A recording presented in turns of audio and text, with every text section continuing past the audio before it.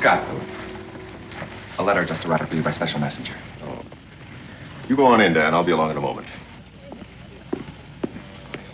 And it's apparent wherever you look. Primitive, unlettered people with barbaric manners. No idea how to serve food. No appreciation of wine or clothes or... Now, there's an excellent example of what I'm speaking about. The perfect primitive. No knowledge of the finer things in life and no desire to learn about them. He lives in the wilderness by his wits, like an animal. Young man, living in the wilderness does one thing for you. It sharpens your sense of hearing, like an animal. I'm so sorry. I had no intention of offending you, I can assure you. Oh, you're here. Good. Dan, I'd like you to meet my son, David. I already have, in a manner of speaking. I see. Well, there's no sense putting it off any longer. This is the favor, Dan. I want you to take him. Take him? To live with you in Boonesboro. Well, I said there wasn't anything I wouldn't do for you that you asked, and I meant what I said. And I said I wouldn't hold you to it. So you turn me down, and I'll understand. Doesn't David have anything to say about this? Oh, of course. I am of age. I wouldn't be here if I hadn't agreed. You realize, of course, you'll be living in the wilderness with us primitives, with none of the finer things. I'm not trying to get out of anything. I just think David ought to know what he's getting into. Methinks you doth protest too much, Mr. Boone. I see. Well, then I reckon that settles it, doesn't it?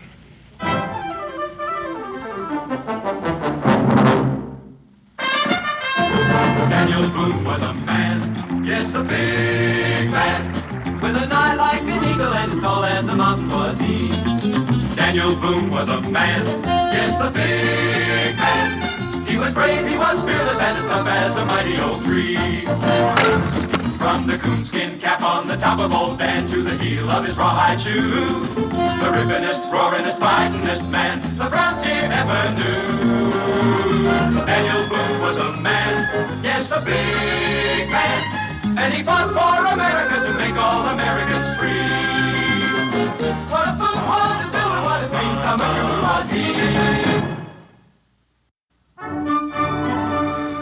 Now that it's all settled, Bill, do you mind telling me why you wanted David to come and live with you?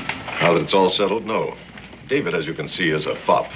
An overeducated dandy who's never had to earn $1 in his life. Forgive me, Father, but it's not possible to be overeducated. On the contrary, you're the living proof that it's quite possible for a man to spend so much of his time becoming overeducated in useless things that he's had no chance to learn any useful ones.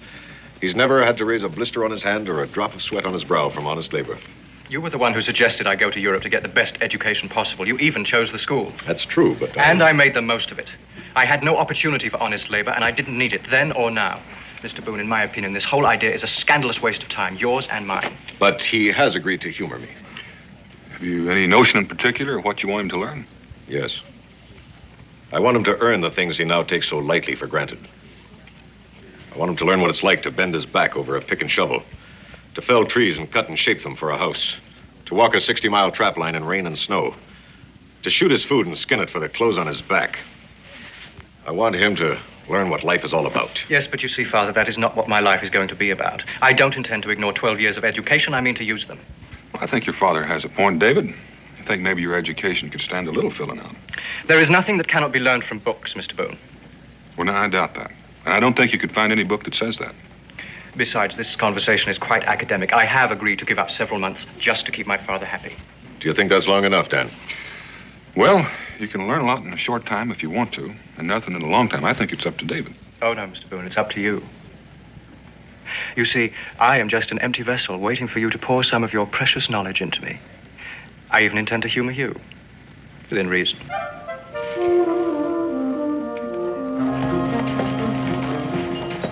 Unfortunately for me, of course, I shan't be seeing such delightful creatures as you two where I'm going. He'll miss you. Don't be gone too long. Well, I'll try very hard. I assure you that I'll... Well, he seems ready for the frontier. Seems pretty well set up for a young man who spent the last 12 years living the life of a gentleman. Dan, I don't want you to hold back. Treat him as you would any other young man.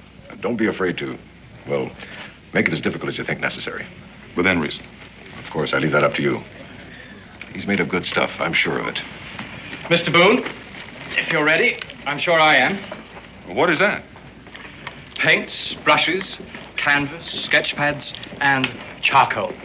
David fancies himself an artist. Correction, Father. I am an artist, and a very good one. Well, I'm sure you are, David, but Well, we've got a long trek in front of us, and since you're new to the frontier, you may just find it difficult to propel yourself. Mr. Boone, I agreed to subject myself to this puberty rite to prove my manhood according to my father's antediluvian notions. But I did not agree to waste all of my time. I will not forego my art, not even for 2 months, and nothing that you can say or do will force me to do so. All right. There's some things a man has to learn the hard way. Oh, my badge of courage and virility? Well, you might find that it might come in handy before we get to where we're going. See you in about 2 months. Without fail. Goodbye, son. Dan Boone's the best man I know. Follow his lead and you can't go wrong. I follow my own lead, Father, and I haven't gone wrong yet.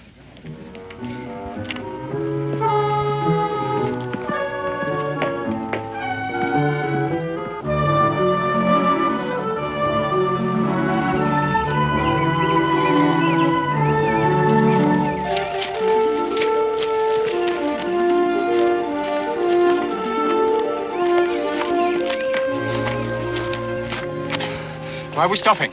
Get a chance to catch your breath. Oh, no. We'll carry on until you're ready to rest.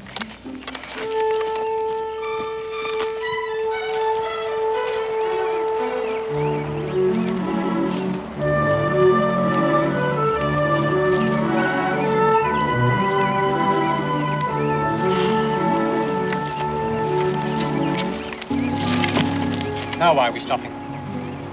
Because I'm ready for a breather and a little food.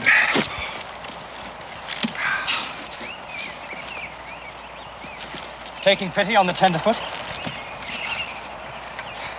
You've been choosing the most difficult route possible, haven't you? And the shortest. Trying to break my spirit? Make me more tractable to training as they do with wild horses? Oh, not exactly. But you got to get blisters before you can grow calluses. Sometimes the hardest way is the easiest way in the long run. Now tell me, Mr. Boone, is that part of your homespun philosophy?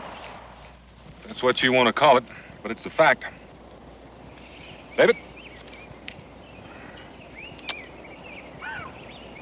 I heard that you pioneers sometimes eat horse meat, but I didn't know you ate the harness too. It's horrible. Well, you may not like it, but it's nourishing. We can't afford to shoot any fresh meat as long as we're in Shawnee country. That's very amusing, Mr. Boone.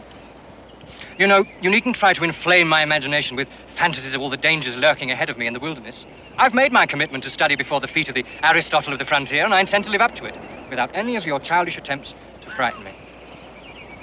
You sure used a lot of words, David. I'm so sorry. Are you having difficulty following my conversation? No. No, I'm getting the general idea.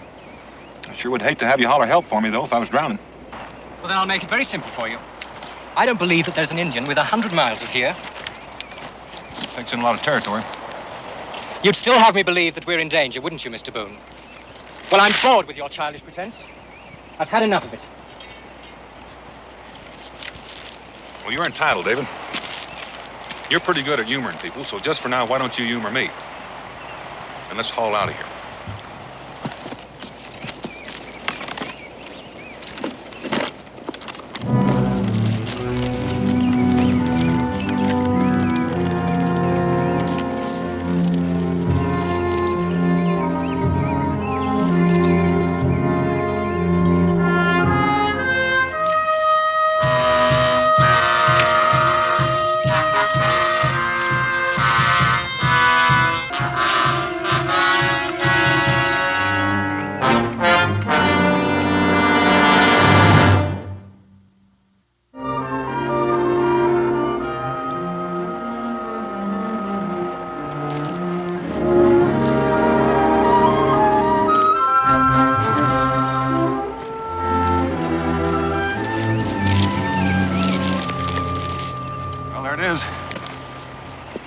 Your trap line? It's been part of every year in that valley. The site of my voyage backward in time, to find the skills made obsolete by the advance of civilization. That's a good thing some of us still know how to trap. Otherwise, how would you civilize folk by your furs? Touché, Mr. Boone. I admit to being curious, David. About why I agreed to subject myself to this nonsense? Since you seem to feel that way about it. Well, perhaps I don't want to be cut out of my father's will. You see, he's become a very rich man. That had crossed my mind, but I don't think that's the real reason. All right. It's rather simple, really. My father's been very good to me. And although he's a little misguided in this, he means well. Misguided? You think you're smart enough to pass judgment on him? He's still rather a child, isn't he? Is he? Well, now, does a mature man still cling to romantic notions of his youth? Bill Scott is as much a man as I've ever known. And what he remembers and wants for you is an appreciation of life that can only be learned by experience. And speaking of experience, I better teach you how to use that rifle. You see this pine cone? It could save your life.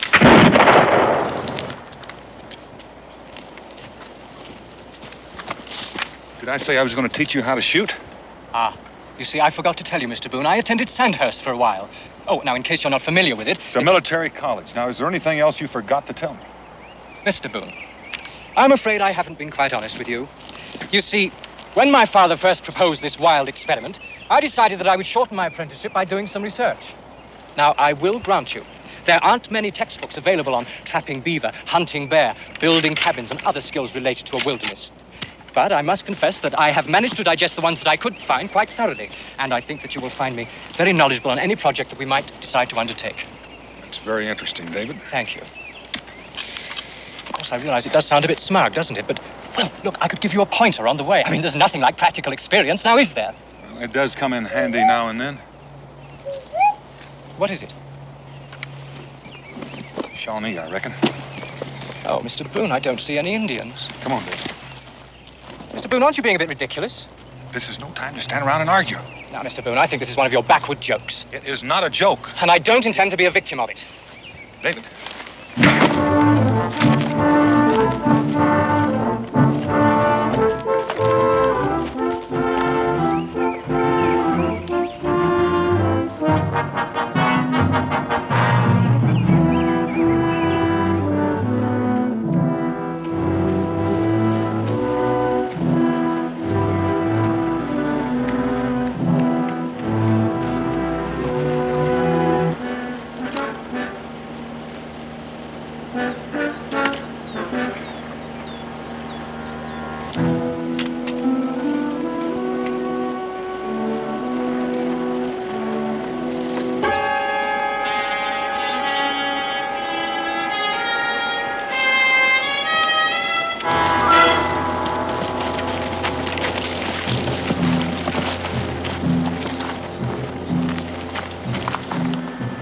They passed here.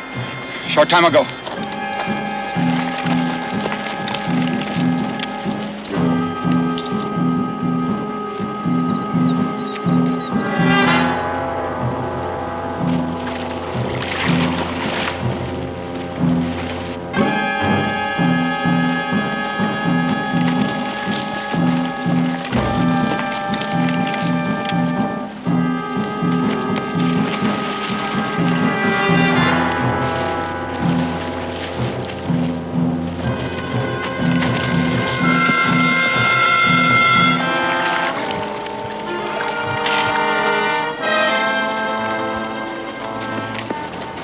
Tracks on the shore? The trail leads to the water. You go downriver, we'll go upriver.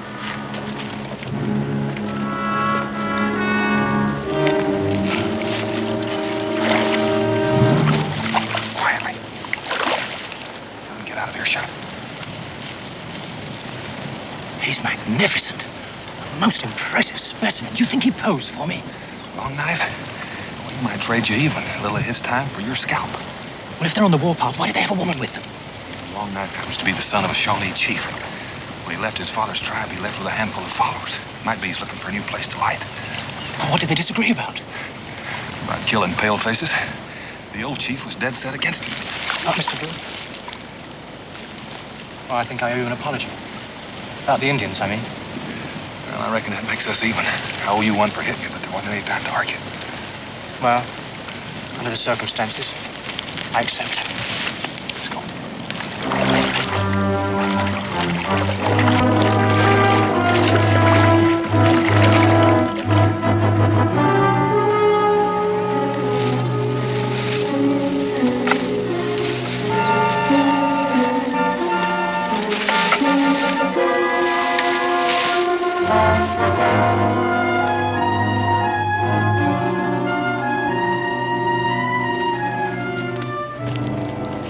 You forgive a rather obvious question, Mr. Boone.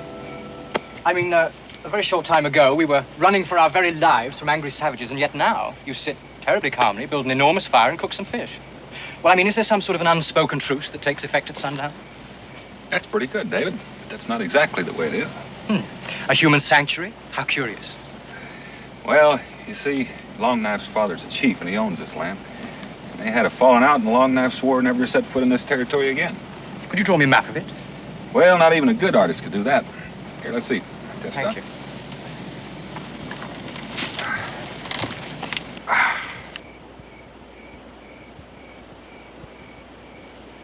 I've tasted trout in the finest restaurants in London, Paris, and Switzerland. It never tasted like this before. Well, catching it yourself adds a special flavor. That and eating out in the open. I defer to you on one thing, Mr. Boone. There are things that cannot be learned from books. Well, I reckon it would be hard to write down the taste of fresh-caught trout. I must confess that, despite my preconceived conclusions, I admire you, Mr. Boone. That is, of course, in the way that you relate to your environment. Limited, though it is. But I don't understand why a man of your obvious capabilities would choose to spend his life in this wilderness. Well, that's just another difference of opinion, David. I never considered spending my life out here a waste. Man against the elements, the primordial battle for survival, that's a rather limited use of the abilities God gave us, surely. Not against, David. Learning to live with nature, to make the most of what God has given us. Well, of course, if you prefer to use it in those terms. But the very fact that it can all be learned in a matter of a few weeks doesn't add up to much of a challenge, does it? Well, I'm still learning, but then, of course, I never had any chance to read those fancy books of yours. Well, you pick up a few minor things, nothing very important. But, you see, I've learned enough since I've been out here, Mr. Boone, to be able to exist on my own if I so choose. Aren't you forgetting all you knew before you got here? Well, they help, of course. But what I'm really speaking of is the practical application of that knowledge. I haven't seen any demonstrations of that yet. Ah, but you're my instructor. I'm here to learn from you, remember? Oh, in other words, you didn't want to show me up. Putting it rather bluntly, but yes, you're right. You know, David, I've known a couple of young cubs like you, and they've all had real outsized opinions of themselves. But compared to you, they've all been shy and retiring. I hate false modesty, Mr. Boone. I'm surprised you even know how to pronounce it. And if I were a betting man, I'd place a sizable wager that I could reach Boonesboro from here all on my own, even though I've never been there before. If I weren't a friend of your father's, I'd take you up on that. You'd lose the bet. I doubt it. And you'd be apt to lose your life. Mr. Boone, that sounds like a challenge. No, just friendly advice, A word to the wise. which the wise would heed.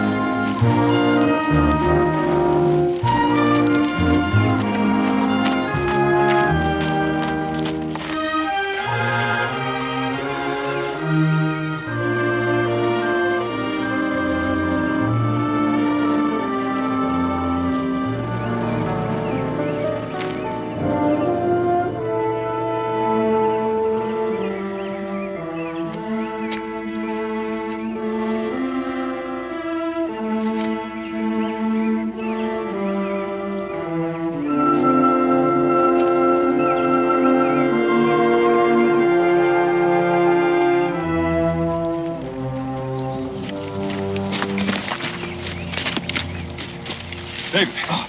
David, are you all right? Oh, my stomach. I know, you've been poisoned.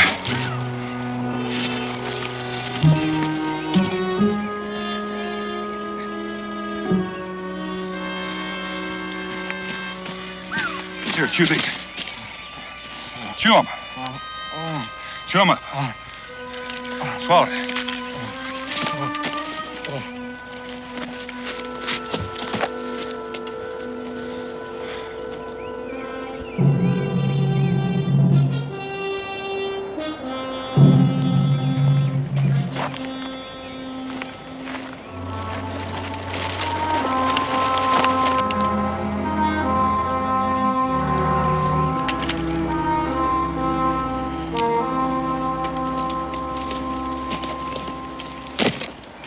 How do you feel?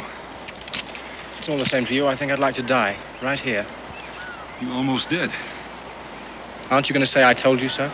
No, I figure you feel bad enough already. We've got to keep moving. Your nighttime navigating took us right back into Long Knife's territory, and he just might have picked up our trail again. Mr. Boone, I don't know how much help I'm going to be, I'm afraid. Well, it doesn't matter. Just don't try using that gun.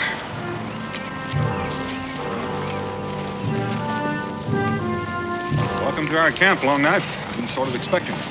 I have a difficult trail to follow. You're not quite difficult enough.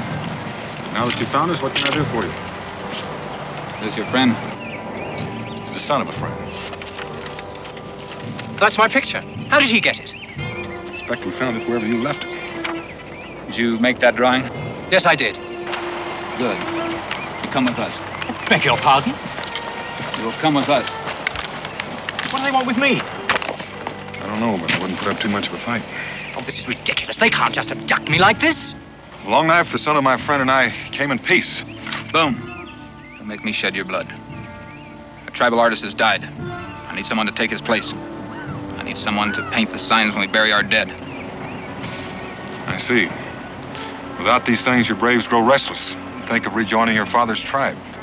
This will not happen. He will come with us. He'll be one of us. Oh, now, just a minute. Long Knife, you just can't force a man to become a member of your tribe. We have ways. But I'm responsible for him. I can't let you take him. I've brought a woman who's agreed to be given in trade for the good of our people. I have a woman, Long Knife. You know that. Use her as a slave. Slave for the father of this one. She will untie you when the sun goes down. Do not follow, Boone, or you will die. Mr. Boone, you cannot allow this to happen. I don't seem to have much to say about it. Well, contact my father. Perhaps he can... I'll do that. But don't you do anything foolish. Have patience. Do you understand that, David? I think I do.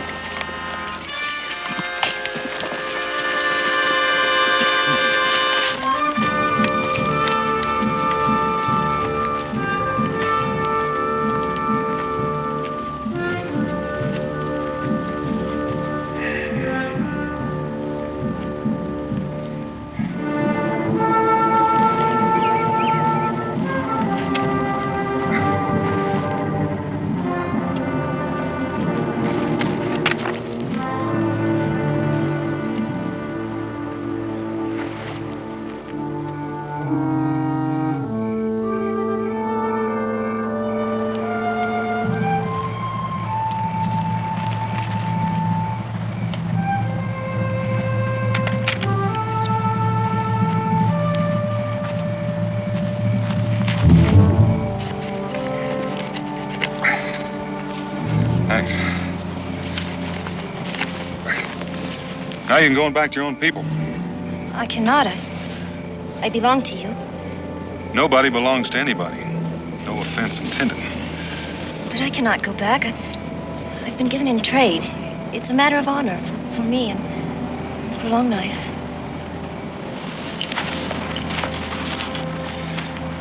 You've got a point.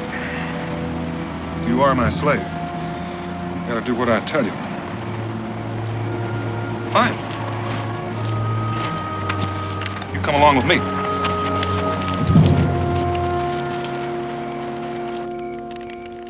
You may rest now. Is the painting finished? Oh, no, it will require several more sittings. You have great magic in your brush. It's not a question of magic, it's a question of being taught, a question of training. Where did you learn such magic? In a school, across the ocean. The ocean? Across the big water. Far from here. Yes, well, anyway, that's where I learned to paint. This painting gave me strong medicine. Stronger than that of my father. I will become the chief of all the Shawnee. Oh, I think you're attaching a little more power to this painting than really exists. When this painting is done, you will teach me the magic. Oh, I'm afraid I can't stay that long. You will stay. You will become a blood brother to the Shawnee. My people will become your people.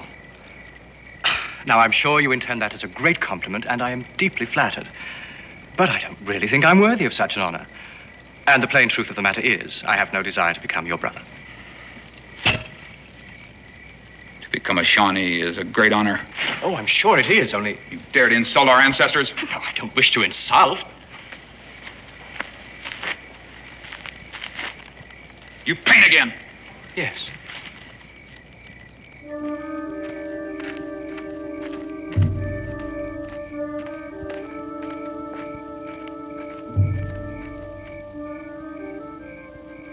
You'd like to rejoin your people, wouldn't you? I cannot. The way things stand, you belong to me. And as long as you belong to me, you'll obey me. Do you understand? Yes. Come along with me.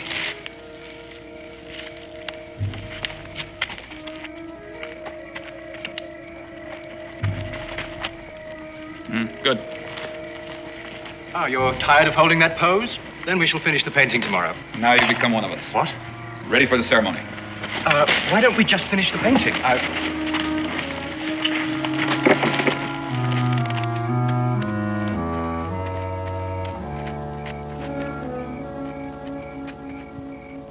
You know, since Long Knife figures that you're a fair trade for David, I think it's only right that David's a fair trade for you.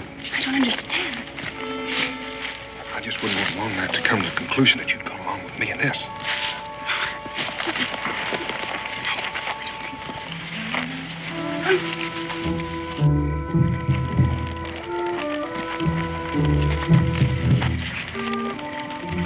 I have read several books about the more common Indian rituals. Am I permitted to ask which one of these I'm to be subjected to? Is it the hot knives or the rawhide thongs? You'll learn for yourself. This is a test of your manhood, your fitness to become a blood brother. Look, you don't understand. I don't wish to insult you, but... If you don't choose to be our brother, you choose to be our enemy.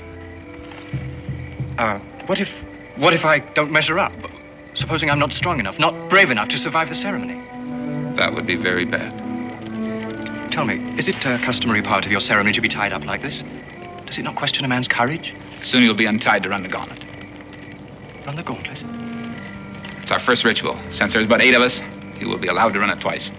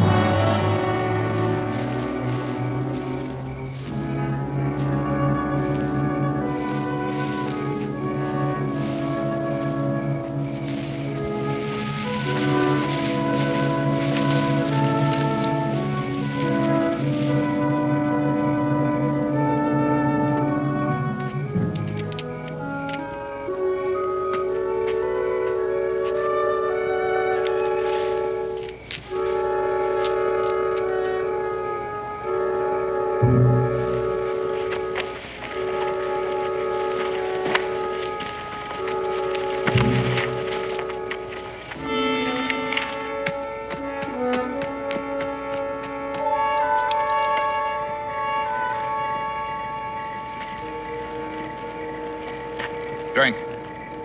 What is it? It's the wine of courage. Yes, but what's in it? Oh, many things. Many special things. Now drink. Prepare yourself now. The ceremony will begin.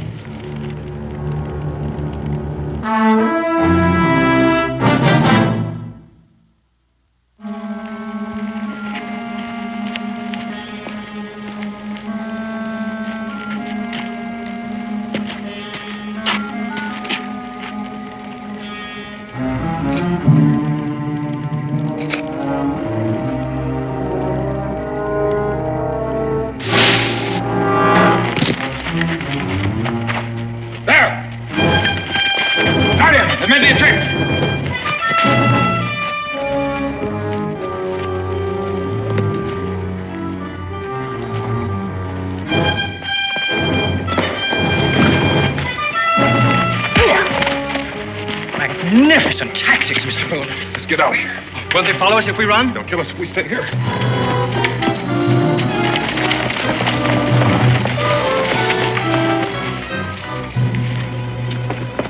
Mr. Boone! Mr. Boone! Save your breath to run. There's a river just up ahead. Mr. Boone, it's my paints. Your paint? Yes. I left them at Long Night's camp. I must go back for them. Are they worth risking your life for? Well, we can take another route back, but I've got to have them. You don't understand. If they catch you again, they're going to kill you. And what's more important, they're going to kill me, too. Mr. Boone, I'm sorry. I must have my paints. Dave.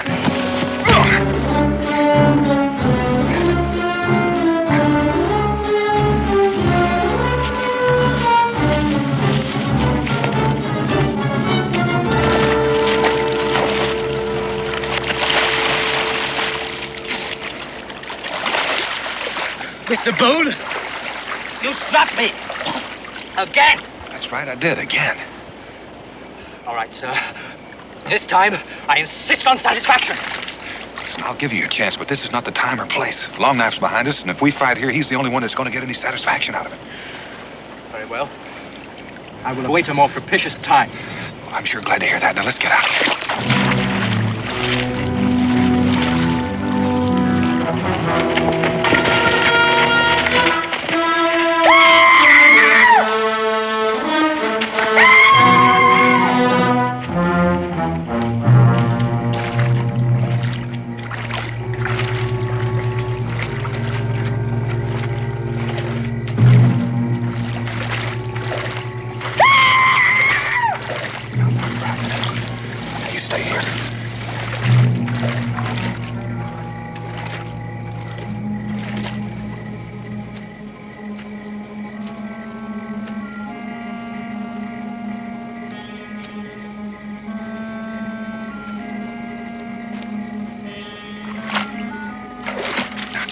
My turn for what? Take a set of tracks up in the grass like I did. Oh, look, why don't I just hide somewhere and perhaps you could lead them away?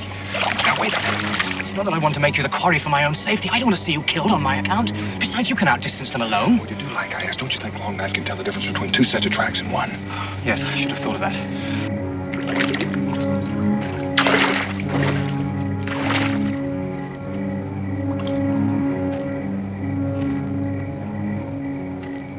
Now step exactly back in your tracks and keep your weight on your heels so it looked like you were going forward. Rather simple, isn't it? It's very convincing, though. Do you think Long Knife will be taken in by the deception? Better hope so. Come on.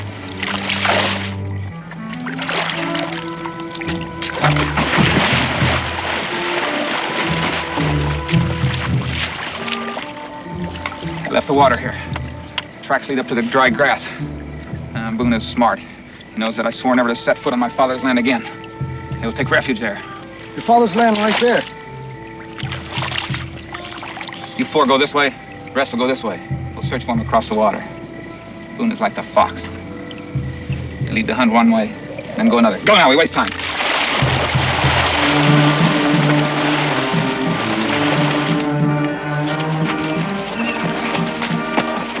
Oh, Mr. Boone.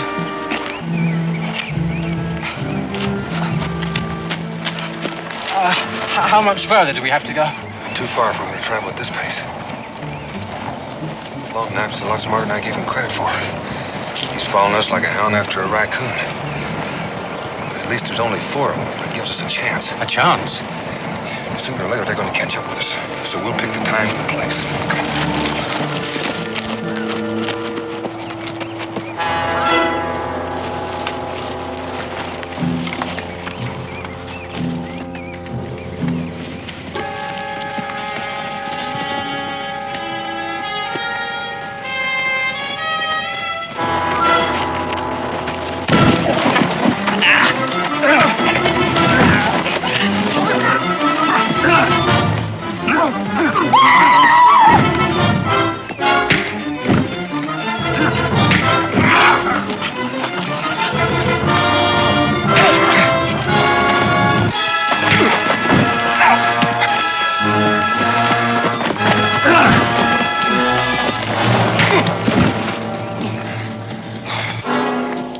you, David, for saving my scalp.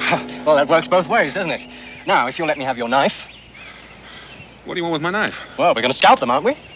Don't tell me you've read a book on how to lift a scalp. Yes, I did, and it gave very explicit directions. You see, you hold the forelock of the victim with your left hand, and you make an incision just at the hairline on the forehead. Well, David, don't you think we could just tie him up somehow? We won't hold him for long. It'll be long enough to get out of here. Oh. Well, I suppose that decision's up to you, Mr. Boone. But I must tell you, I'm very disappointed in you.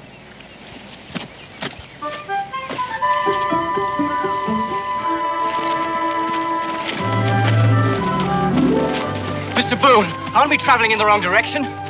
Well, we have been for several hours. Why? Well, it's a long way around, but it sure saved our hides. How? Take a look.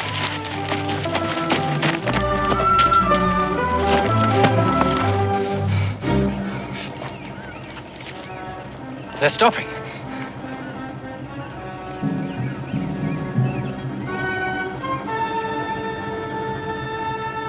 The boundary line. We've made it into neutral territory. Does that mean we're safe? Another day's travel, we ought to be in Boonesboro.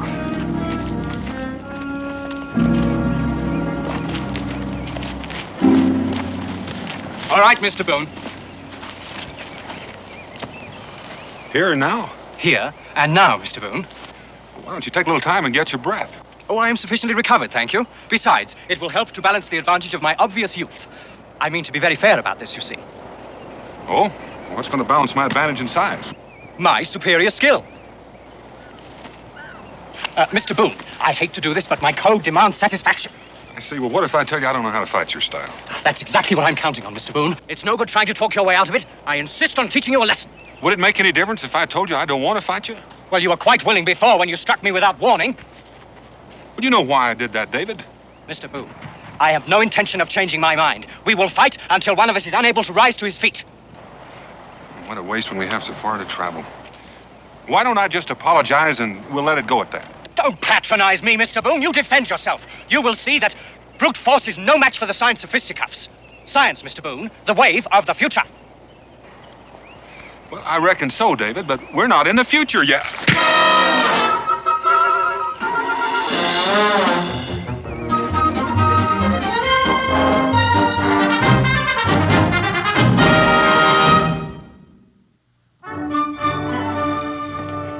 I see David hasn't changed. Oh, you mean the painting? I hoped he'd give up that nonsense, but I suppose it was too much to ask. I spent the better part of 20 years spoiling him. I couldn't expect a few short months to make any difference. It would be expecting too much, wouldn't it? Well, at least I made the effort. Still, it wasn't very fair of me to wish him off on you and Dan. David! Hello, Father. It's good to see you, boy. You look wonderful, son. Well, you look pretty good yourself. And all dressed up in buckskins. That's something I thought I'd never see. Yes, well, I found out that they wear a little better than satins and lace. What are you doing with that bearskin? He shot it. I helped him skin it out. We're going to make a rug for Mom. Father, I'd like you to meet Israel Boone. Pleasure to meet you, sir. How do you do, Israel? Me and David are hunting partners. Bill. Dan, you've done a wonderful job with him. Thank you. There's nothing to thank me for. David saved Pa's life, too. Fighting with the Indians. He saved your life? That's right. Where's your luggage? Oh, it's at the tavern. Well, nonsense. You're going to stay here with us. Nothing I'd like better, Dan, but I have to be on board a ship for Boston in a week. How soon can you be ready to leave, son? Well, Father, I hate to leave a job half finished. A job? We're building a cabin. Might take a while to finish, but then the trapping season will start. You mean you want to stay here? Well, at least through the winter, anyway. It's pointless to learn something and then not put it to use, isn't it? I think you're serious. I am. But what about your painting, your education? Well, I can use that education. Somebody should be writing a history of the frontier. One day, this will all be gone. Father, you can help me. You send me some supplies from Salem, and I can keep track of it on canvas, too. You haven't said anything, Dan. Well, I reckon you know what I'm bound to say. I think it's a fine idea. Besides, David said he'd teach me how to paint. That'll take a while. I knew it was too good to be true. You better watch him, Dan. You'll be making a dandy out of Israel, too.